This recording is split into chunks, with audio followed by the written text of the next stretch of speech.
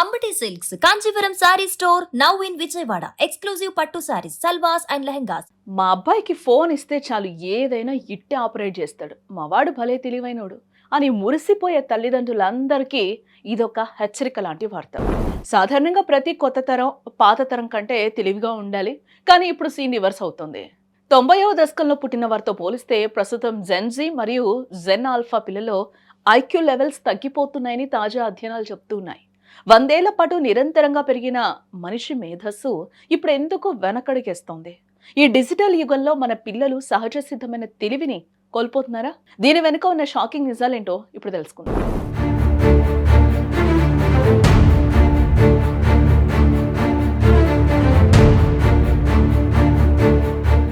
నిజానికి పాత తరం కంటే కొత్త తరం ఎప్పుడూ ఒక అడుగు ముందే ఉంటుంది అంటారు.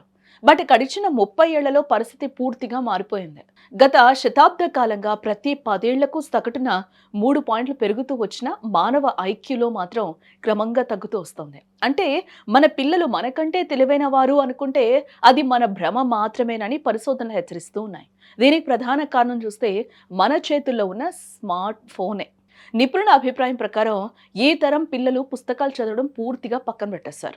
గంటల కొద్ది రీల్స్, షార్ట్స్ చూడటం వల్ల వారి అటెన్షన్ స్పాన్ దారుణంగా పడిపోయింది. ఏదైనా విషయాన్ని లోతుగా విశ్లేషించే ఓపిక నేటి పిల్లల్లో ఉండడమే లేదు. కేవలం 15 సెకండ్ల వినోదానికే పరిమితమవుతున్న మెదడు క్లిష్టమైన సమస్యలను పరిష్కరించడంలో చతికిల పడుతోంది. పైపైన కనిపించే ఆకర్షణలకే వారు అలవాటు పడిపోవడం వల్ల మెదడు యొక్క విశ్లేషణాత్మక శక్తి మొద్దుబారిపోతుంది.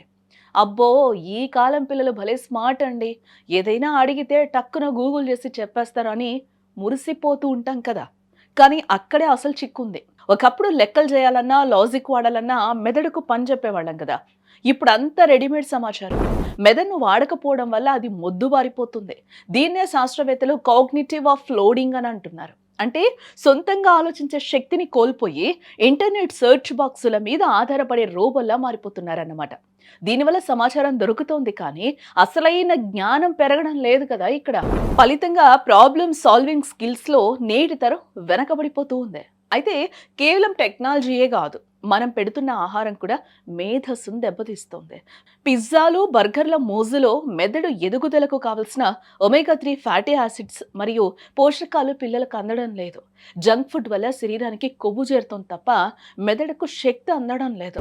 దీనికి తోడు పెరుగుతున్న వాయు కాలుష్యం, నీటిలో కలిసే రసాయనాలు చిన్నపిల్లల మెదడు అభివృద్ధిని మందగింపచేస్తూ ఉన్నాయి. మరి దీనికి పరిష్కారం ఏంటి అంటే, పిల్లల చేతిలో నుంచి ఫోన్ లాగేసుకుంటే సరిపోతుందా? ఖచ్చితంగా కాదు.